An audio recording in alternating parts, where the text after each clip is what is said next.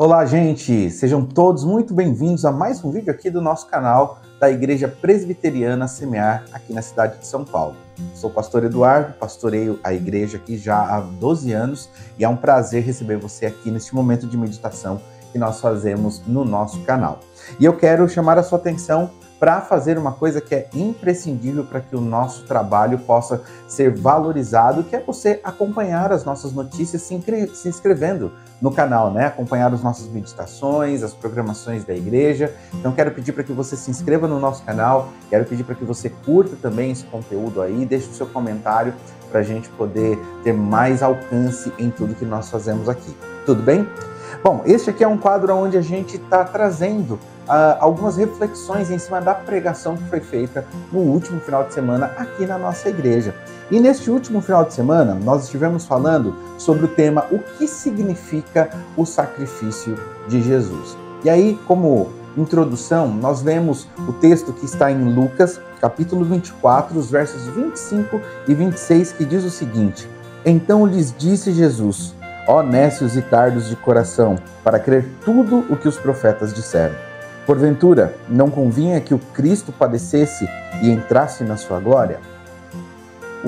A história de Jesus, de uma forma geral, ela é repleta de significados. Tem muitas coisas que nós podemos tirar das razões e motivações pelas quais o Senhor Jesus veio a este mundo, passou por ele, fazendo tantas coisas, morreu da forma como morreu e depois ressurgiu da forma como ressurgiu.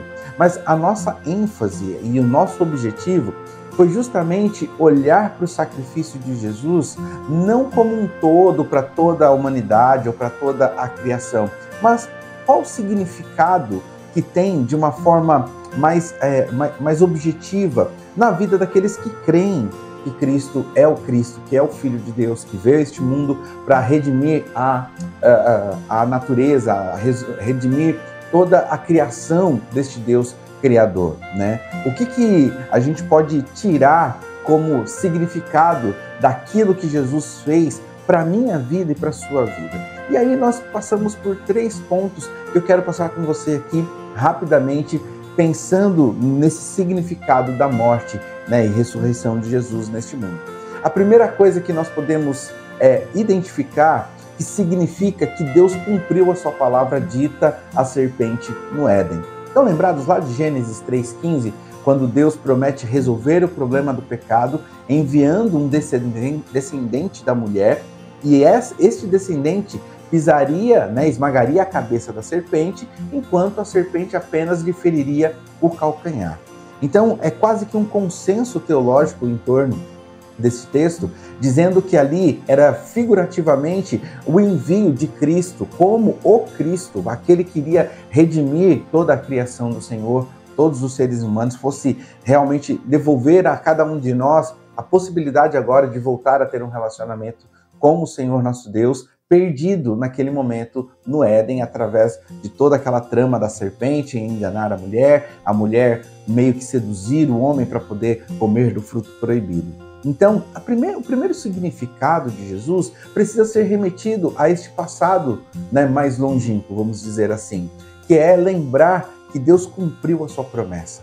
Então, isso vai demonstrar na morte de Jesus que Deus não é homem para que minta e nem filho do homem para que se arrependa, como a gente lê na palavra do Senhor, mas Ele é um Deus que cumpre as suas promessas. E se Ele é um Deus que cumpre as suas promessas, Ele é um Deus verdadeiro, é um Deus que não há sombra ou variação ou qualquer tipo de coisa dúbia nesse Deus, porque tudo aquilo que Ele promete, Ele cumpre. Tudo aquilo que Ele diz que vai fazer, Ele realiza realmente. E a morte, né, a vida e ressurreição de Cristo Jesus aponta para este Deus. É inconcebível da nossa parte a gente ofertar adoração a um Deus que mente, a um Deus que tem variação, a um Deus que não tem força e poder para manter a sua própria palavra em cima daquilo que Ele mesmo disse. Então, para mim, o primeiro significado da morte de Jesus é lembrar o Deus a quem a gente serve, que não é um Deus que tem variação. Ele é um Deus que é o mesmo ontem, hoje e será eternamente, como diz Hebreus. Segunda coisa que nós vimos foi que o sacrifício, a vinda de Jesus, significa que Deus ainda ama a sua criação. Jesus, no capítulo de João, no capítulo 15 de João, mais precisamente, vai dizer assim: não há maior amor do que este, daquele que dá a sua própria vida em favor dos seus amigos. Então, a morte e ressurreição de Jesus Cristo, o envio de Deus do seu único Filho, o Filho unigênito, para morrer na cruz por mim e por você, identifica também e significa que este Deus que criou e que acompanhou o povo de Israel até a vinda de Jesus para que as portas deste relacionamento fossem abertas aos gentios, é um Deus que continua amando o seu povo, continua protegendo, continua guardando o seu povo. Se você notar a história de Israel, durante muito tempo, Israel foi perseguido, Deus promete a Israel uma terra prometida, leva Israel para lá, eles desobedecem ao Senhor, passam 40 anos até poder habitar na terra, depois o próprio Deus permite que Israel seja levado em cativo durante muito tempo. Na história recente, depois de Jesus, nós vamos ver que Israel passa uma grande parte dessa história, desses 2025 anos que nós temos de história, simplesmente errantes pelo mundo, espalhados, até que na década de 40, agora o Senhor começa a preparar o caminho para que eles pudessem voltar para a terra prometida. Mesmo com toda a dor, com toda a angústia, com tanto sofrimento durante tanto tempo, a gente pode notar claramente que Deus nunca abandonou, nunca deu as costas, nunca permitiu que o seu povo fosse totalmente dizimado, como Hitler, por exemplo, tentou no momento do Holocausto. Pelo contrário, Deus preserva o seu povo. E hoje, se você está vendo esse vídeo no ano de 2025, sabe que Israel está em guerra hoje na sua terra, no seu país, né? E justamente é um país que há 70 anos teve o direito de voltar para aquela região. E hoje já é considerado uma das grandes potências do mundo em tecnologia, em armamento, para poder se defender dos ataques do Irã e de tantos outros países na Palestina que estão ali tentando e se unindo contra Israel. E aí nós vemos, através dos noticiários, que Israel está lá, resistente, firmes e ainda mais recebendo turistas nas suas terras que estão indo até Israel.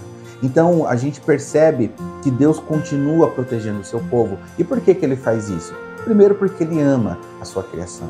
Segundo, porque como nós já vimos, ele é um Deus de palavra. Ele disse, ele prometeu que seria com este povo até o fim dos tempos. E Deus continua guardando, protegendo, continua sendo o Deus deste povo, que é o grande protetor deste povo.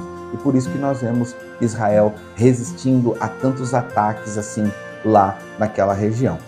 E por último, nós vimos que a morte e ressurreição de Cristo significa também que Deus tem planos de relacionamento com os seus filhos. Jesus, em João 14, disse assim: olha, eu vou preparar-vos lugar. Se assim não fosse, eu vou-lo teria dito. Ou seja, Jesus foi assunto aos céus, subiu aos céus, mas está preparando um lugar para a nossa habitação. E aí ele vai dizer assim: não tenham medo, crede em Deus, crede em mim, na casa do meu pai há muitas moradas. Tudo isso por que você acredita? Eu particularmente acredito porque Deus quer ter um relacionamento com aqueles a quem Ele está chamando gentilmente para perto de si. E se Ele está nos chamando para perto de si, significa que o céu, o futuro, aquilo que nos reserva é algo maravilhoso, é algo bom, é algo que nem olhos viram, nem ouvidos ouviram, aquilo que Deus está preparando para cada um de nós, para viver em adoração, em louvor, nos céus com o nosso Salvador. Então, nós podemos concluir que a morte, vida, morte e ressurreição de Cristo é um ato cheio de significados, um ato tão contundente, capaz de dividir a história em antes de Cristo e depois de Cristo. Mas se a gente pudesse resumir tudo isso, a gente pode dizer que Deus, Ele continua cuidando do seu povo. E é essa mensagem que eu deixei no domingo para a igreja e eu quero deixar para você que me acompanha até aqui. Deus está cuidando de você, porque Ele não é um Deus que mente, não é um Deus que engana. Ele é um Deus que ama a sua criação, Ele é um Deus que protege a sua criação. E é um Deus que quer relacionamento com a sua criação. Então eu espero que através dessa palavra, ainda que rápida e singela, você se lembre do Deus a quem você serve. E se caso você está vendo esse vídeo e ainda não teve um encontro real com o Senhor Jesus, eu te convido a buscar, né? A palavra do Senhor diz: buscai ao Senhor enquanto é tempo, buscai e achareis. Então, se você ainda não tem uma vida digna, uma vida que realmente se dedica a conhecer a Deus e a andar com Deus, fica aqui o meu convite para que você possa conhecê-lo através de tudo o que ele tem para oferecer à sua vida.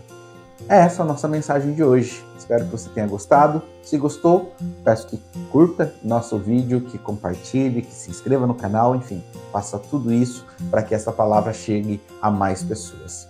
Por enquanto é isso. Meu muito obrigado, que Deus te abençoe e até uma próxima. Tchau, tchau.